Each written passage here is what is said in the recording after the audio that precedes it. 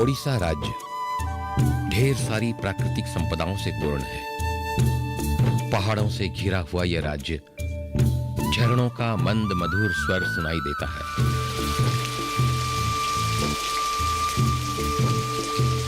साल सी नदी कल कल नाद के साथ बेताब बहती चलती है सागर से मिलने के लिए।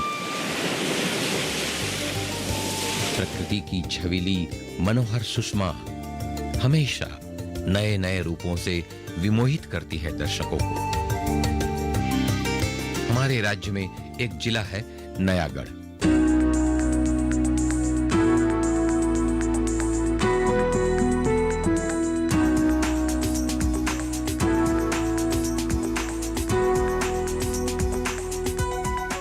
अन्य इलाकों की तरह यह अंचल भी परिपुष्ट है अपने इतिहास, संस्कृति, ऐतिह्य और परंपराओं के साथ।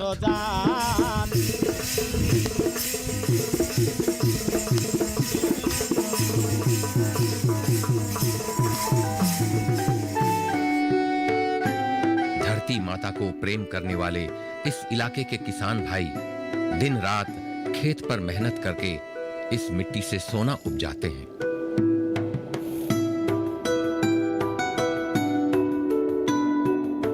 कृषि प्रधान इस जिले के किसान भाई धान, मूंग, उड़द, ईख और सब्जी की खेती करके पास वाले मंडी में उसे बेचकर खुशी खुशी अपना गुजर बसर कर लेते हैं। सिर्फ इतना ही नहीं, बल्कि उत्पादित शस्यों को निकटस्थ जिले में बेचकर जीवन निर्वाह करने का नया सूत्र ढूंढ निकालते हैं। अभी हम ले चलते हैं किसान भाइयों को कृषि परिभ्रमण में।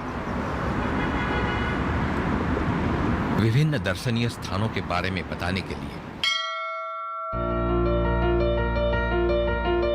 विभिन्न अंचलों के किसान भाई अपनों के बीच बंधुत्व स्थापित करते हैं, कृषि से संबंधित ज्ञान आदान प्रदान करते हैं और अपने अंदर की खुशी तथा गम को भी बांट रहे हैं। यात्रा का मजा लेते हुए वे पहुंच गए खोर्धा जिला के अट्री के पास। यह उष्ण प्रस्रवण मुख्य सड़क से 7 किलोमीटर दूरी पर है, जहां मकर संक्रांति और शिवरात्रि पर भीड़ जमती तो है, पर दूसरे समय में भी यहां भीड़ नजर आती है। इस उष्ण प्रस्रवण में जल हमेशा 65 डिग्री उबला हुआ होता है। गर्म पानी के इस झरने में जल हमेशा 65 डिग्री उबला हुआ होता है। लोग उसके पास जाकर अपने विश्वास के साथ 1 रुपया या 2 रुपए वहां डाल देते हैं। नहाने के लिए यहाँ 4 कुंड भी हैं। उष्ण प्रस्रवण के पास है प्राचीन शैव पीठ हटकेश्वर मंदिर।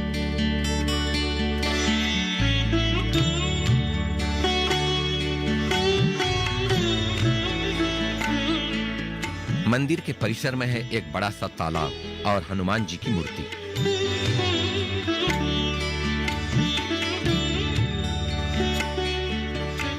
मान्यता है कि हटकेश्वर प्रभु जी की गर्म सांसों से अट्री उष्ण प्रस्रवण का पानी भी गर्म रहता है।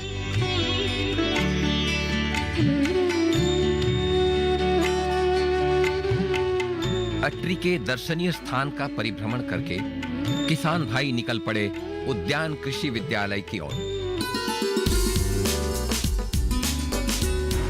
कृषि और कृषक सशक्तिकरण के साथ उद्यान कृषि, मछली खेती, पशु संपदा, मिट्टी का संरक्षण आदि के बारे में जानने के लिए किसानों के मन में थी ढेर सारी जिज्ञासाएं।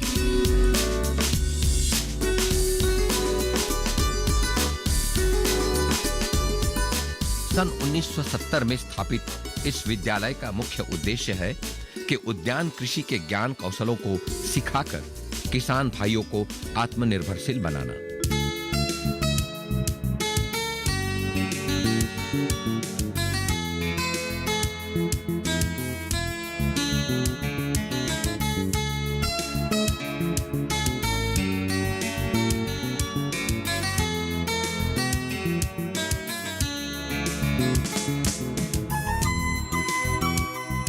भ्रमण का मजा ले रहे किसान भाई आपस में भाव विनिमय करते करते पता नहीं कब जा पहुंचे खोरदा जिले के नारियल विकास केंद्र पर।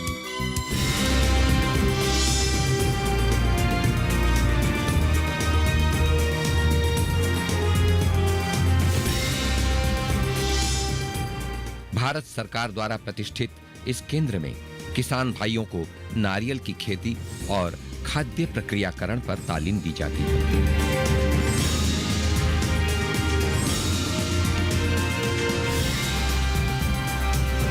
संस्था का अंडर में 4 रीजनल ऑफिस है और 5 स्टेट सेंटर यूनिट ऑफिसेस है। स्टेट सेंटर उसमें एक है पिटापुली खुर्दा उड़ीसा में। टोटल एरिया है 100 एकड़। ये 100 एकड़ में हम लोगों को लगभग 4000 डिफरेंट वैरायटी, बहुत सारे जो है ड्वार वैरायटी का, टॉल वैरायटी का, जैसे west coast tall, east coast tall, Sakhi Gopal, लक्षाद्वीप toll, बहुत सारे वैरायटी टॉल वैरायटी है। ये टोटल सब मिला के 4000 नारियल पेड़ है, एडल्ट पाम है। इधर से जो हम लोग को प्रोडक्शन होता है वो बाहर का आदमी इधर से लेके उन लोगों को बाहर में बेचता है। हम लोग का जो इधर नारियल होता है ये टेंडर नाट भी इधर से लेके जाता है और मैच्योर नाट भी लेके जाता है।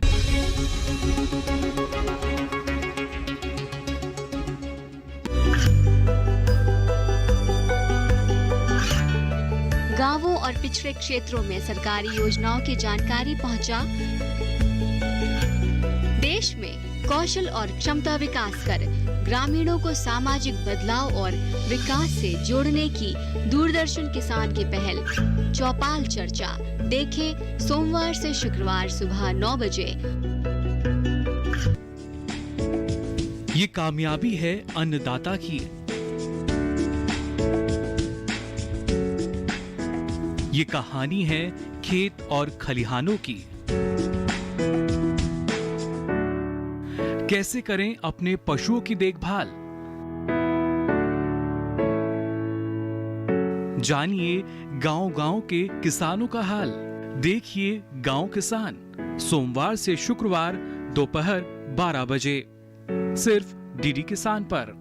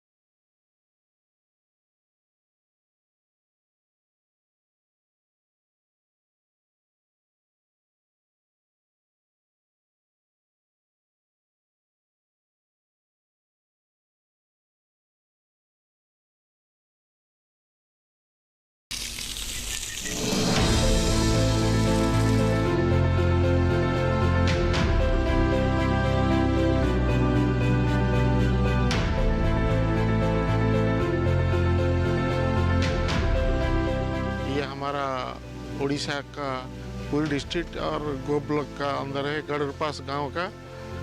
ये नर्सरी हम सुपर साइक्लोन के बाद 1969 का बाद हम एस्टेब्लिश किया और हम पहले 10,000 पौधा प्रोडक्शन कर रहा था। उसको बाद में डेवलप करके ईयरली 50,000 पौधा प्रोडक्शन कर रहा है।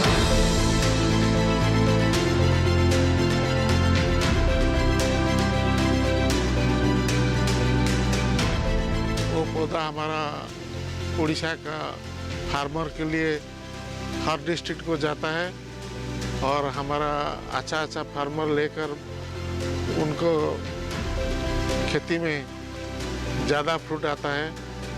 और ये सब हम नॉट नारियल ये mother palm, selected mother palm से कलेक्ट करता है।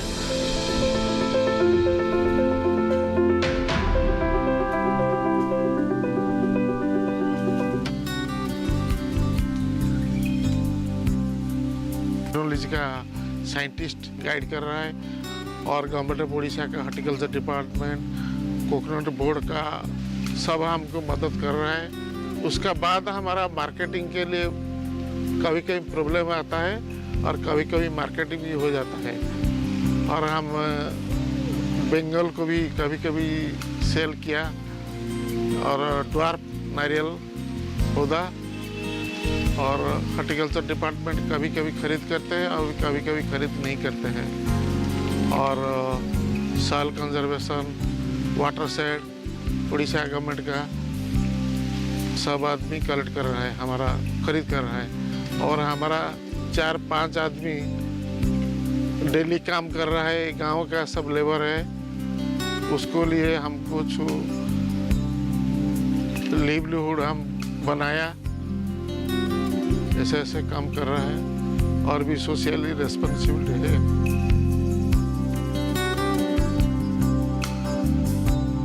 हमारा ये 0 से स्टार्ट हुआ और अभी हमारा अराउंड 100 प्लांट है। एक एक प्लांट 100-150 नंबर का फल देता है, जो कि बाहर आदमी ऐसा प्रोडक्शन नहीं करता है। जैसे हमारा ईयरली 5 लाख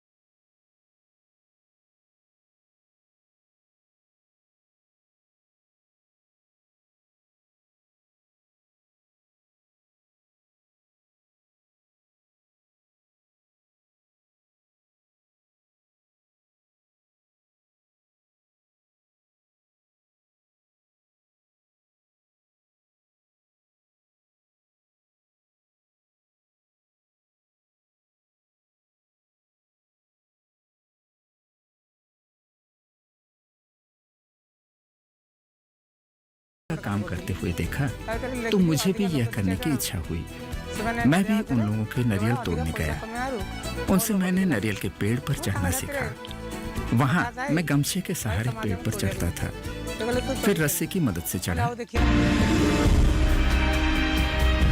और अब OU80 से यह मशीन लाया। इस मशीन से मैं आसानी से चढ़ पाता हूँ। इससे अब मैं 500 से 800 रुपए कमाकर अपना गुजारा चला रहा हूँ। धूप का मौसम हो या बारिश का, शादी हो या किसी पूजा पार्वण, सभी जगह नारियल की आवश्यकता रहती है। रोगी हो या भोगी, नारियल का जल सबके लिए आवश्यक है। कुछ लोग ऐसे भी हैं जो कच्चा नारियल बेचकर अच्छे से अपना गुजर बसर करते हैं।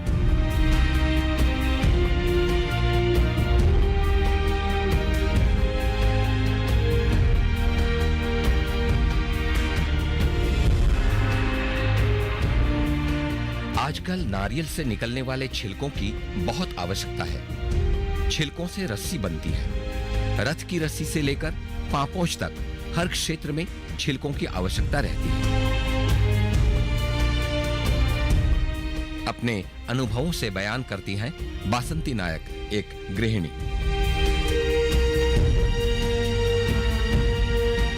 साल 2013 से यह संस्था चल रही है। अभी इसमें उपयुक्त होने वाली सारी रॉ मटेरियल साखी गोपाल से लाई जा रही है। हमारे 2 स्पिनिंग मशीनें हैं। स्पिनिंग मशीनें में रस्सी बनाई जाती है। रस्सियाँ तैयार होने के बाद हम उन्हें रंगीन पानी में डुबोकर रंग देते हैं। इसके बाद 2 प्रकार की रस्सियाँ तैयार होती है, एक सफ़ेद और दूसरा भूरा। रंगीन रस्सी और सफ़ेद रस्सी को मिलाकर पापोछन तैयार की जाती है। यह पापोछन तैयार होने के बाद हम उन्हें अच्छे से फिनिशिंग देकर 50 रुपया बंडल के भाव में बनाते हैं। तभी पश्चात हम उन्हें मार्केटिंग के लिए बाजार में भेज देते हैं। जैसे कि कटक, भुवनेश्वर और पारादीप ले जाया जाता है। इस संस्था द्वारा महीने की 30 से 40 हजार रुपया आमदनी हो जाती है। इसके द्वारा हमारे गांव की सभी बहुएं और बेटियां काम करके आत्मनिर्भर हो पा रही है।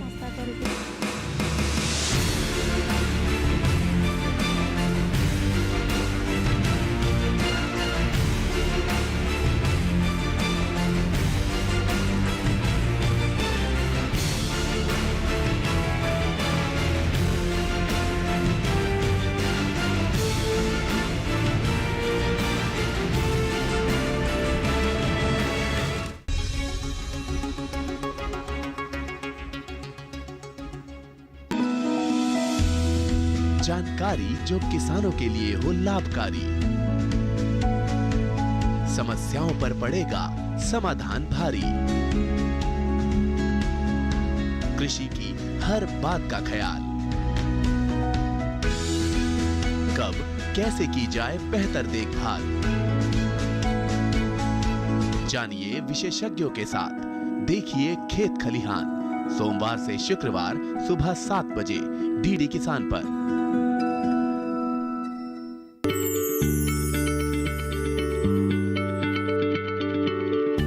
क्या आप किसी बीमारी से परेशान हैं?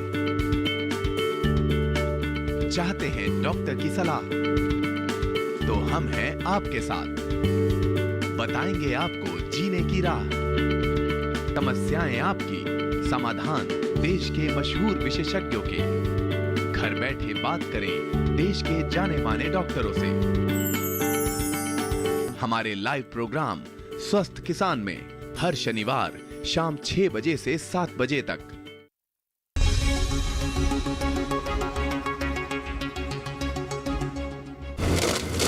प्रोसेसिंग यूनिट में पहुंचकर किसान भाइयों ने जो देखा, उन्हें आसानी से विश्वास नहीं हुआ कि नारियल के छिलकों से निकलने वाले चूर्ण की भी आवश्यकता रहती है।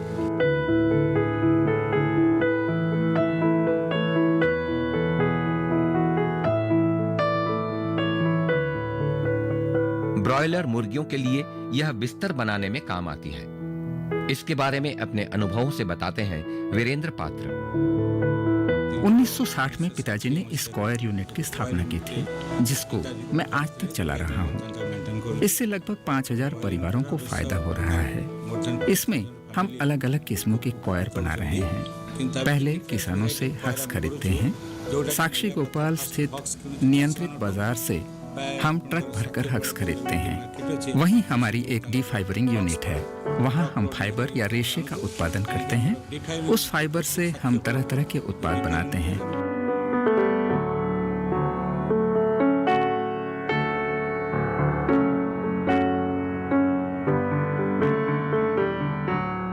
वहीं हमने उड़ीसा एग्रो मैकेनिक्स की स्थापना की है। सालाना 30 से 40 लाख का माल बेचते हैं। नारियल उगाने वाले किसानों को इससे बहुत फायदा हो रहा है। वो नारियल बेच पा रहे हैं, पत्ते के तीलियां बेच रहे हैं।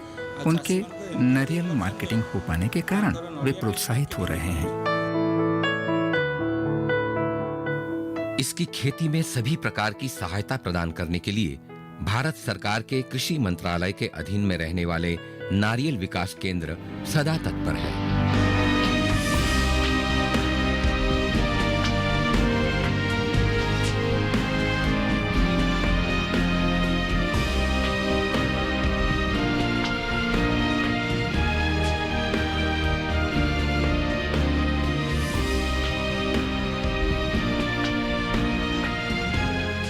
किसान भाइयों ने कभी सोचा नहीं था कि खाद्य प्रक्रियाकरण के माध्यम से नारियल से इतनी सारी चीजें भी बनती हैं।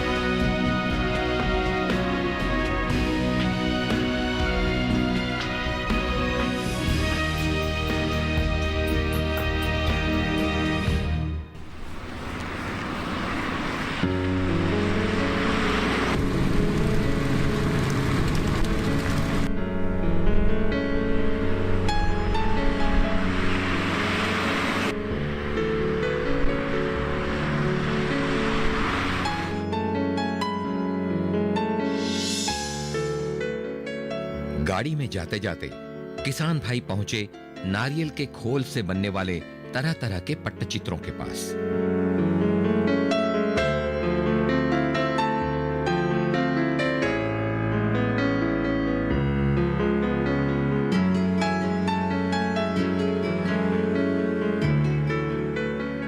नारियल खाने के बाद जिस खोल को हम फेंक देते हैं, उसे लेकर घर की सजावट के उपकरण भी बनाए जाते हैं और यह आत्मनिर्भरशील बनने का एक माध्यम हो सकता है, यह सबके विश्वास से परे था।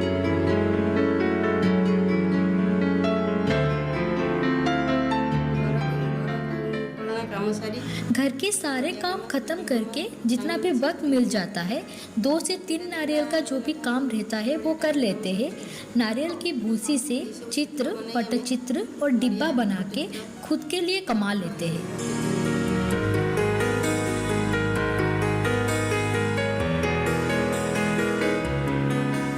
पिछले 35 सालों से मैं ये काम कर रहा हूँ। ये काम हमारे परिवार में सालों से होता आया है। मैं नारियल पर, ताड़ के पत्तों पर चित्रकारी करने के साथ साथ लोक नृत्य आदि में लगने वाले मुखौटे, पूजा में भगवान के पीछे की सजावट, भालू, घोड़ा आदि सब बनाता हूँ। भुवनेश्वर और पुरी आने वाले पर्यटक इसे खरीद ले जाते हैं। छोटी तथा आकर्षक कलाकृति होने के कारण बाजार में अच्छी बिकती है।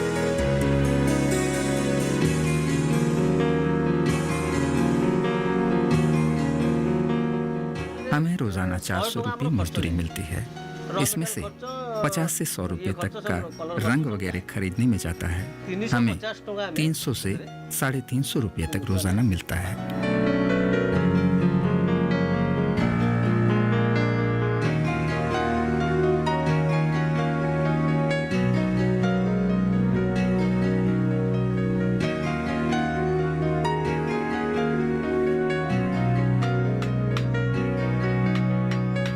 भ्रमण के दौरान किसान भाई जा पहुंचे पंचसखा के समाधि स्थल पर साक्षी गोपाल में।